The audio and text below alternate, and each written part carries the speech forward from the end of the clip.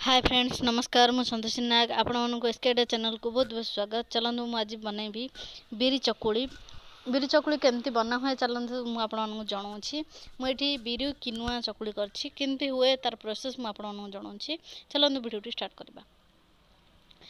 देखु मुझे बिरी किनुआ चकुली बनवाई ये गोटे हाफ कप मुझे बिरी नहीं जाइए। आपने बिरी जी ने तार 1% अधिक माने डबल चाउल नेबे। आपण मैंने जदि बिरी गोटे कप नहीं ताहले चाउल 3 कप नेबे। एठी मु नहीं आठी मु नहीं किनुआ। देखो स्वच्छर किनुआ मुझे किनुआ को अल्प नहीं। किनुआ बेसी पकड़े तार टेस्ट आसबनी। खाली किनुआ बनइबे तार अलग टेस्ट आसबो। जे बिरी रे मिसेक कर तार टेस्ट अलग आसबो। मुझे बतरे की नहीं जीबी से मुझे गोटे डिक्ची रे बिरी की पकईदेली। आ गोटे पिंछे मुझे चाउल को पकई नेली। चाउल को पकई सारा पर आउ गोटे पात्र रे किनुआ को ऐड कर दूची। मुझे प्राय 2 घंटा बतरे की नहीं जीबी। भल भाव आपको बतरेवाई मुझे छाड़देवी। पानी रे धोई सारिकी तापर पानी देकी बतरे नेबी। आपको मिनिमम 2 घंटा बतरे की नहीं जीबी। मिनिमम आमर 2 घंटा हो सारा आमर संपूर्ण भाव बतरी सारी। मुझे गोटे ग्राइंडिंग जार रे ग्राइंडिंग करनेबी। आप चाहिए अलग अलग ग्राइंडिंग करेंगे। मुझे सब जगह मिसेक एकाथर ग्राइंडिंग करदेवी। आउ ग्राइंडिंग जितेबाला भी आप चकुली ग्राइंडिंग करना पूरा चिकन करके ग्राइंडिंग करेंगे। जब खदरा रहा तो टेस्ट टी भल आसबनी। खदराटा रहा एटली ठीक अच्छी। चकुली किंतु पूरा प्योर चिकन दरकार। से देखो मुझे अल्प पानी को ऐड कर दूची। पानी ऐड कर सारा पर मुझे चिकन भाव ग्राइंडिंग करनेबी। बर्तमान आमर चिकन भाव ग्राइंडिंग हो सारी। मुझे गोटे डिक्ची को बाहर कर नौ। देखु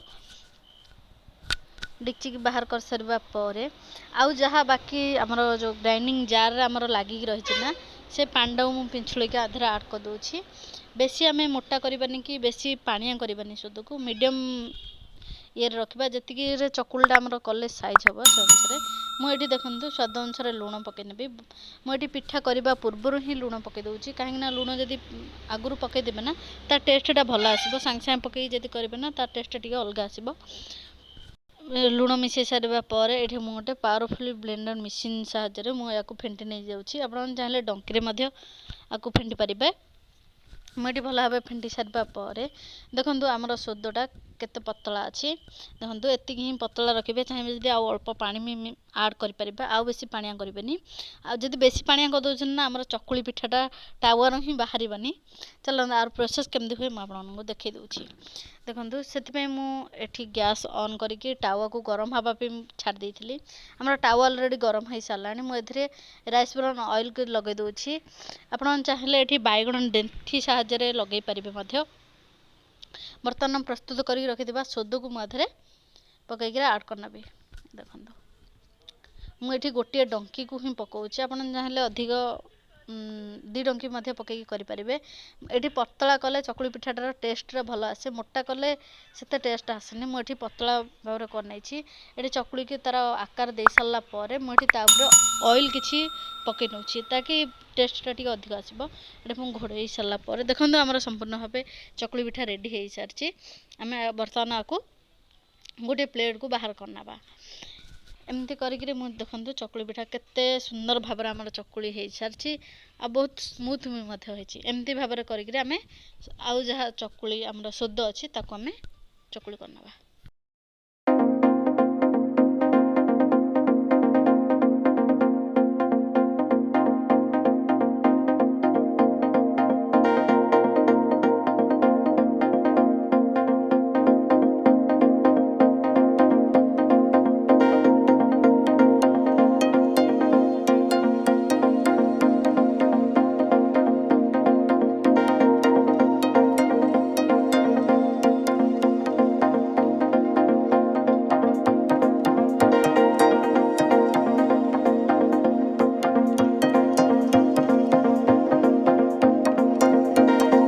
देखो आमर संपूर्ण भाव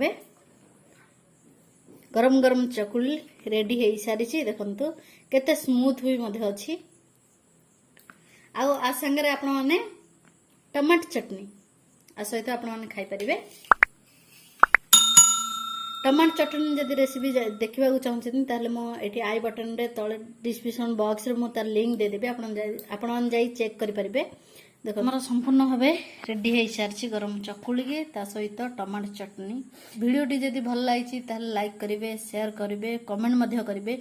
हम चैनल रे न्यू हेथिले सब्सक्राइब करिवे, पाखे थिबा बेल आइकन को प्रेस करिवे ताकि सब वीडियो रो नोटिफिकेशन आपण पाखकू प्रथमे पहुंची जाय परिबा, आपण माने देखि परिबे, जानि परिबे आउ कोन नुवा वीडियो मु आपण माने पे नै गिरे आछि। वीडियो लास्ट पर्यंत देखिथिबारु बहुत बहुत धन्यवाद। Thank you, thanks for watching.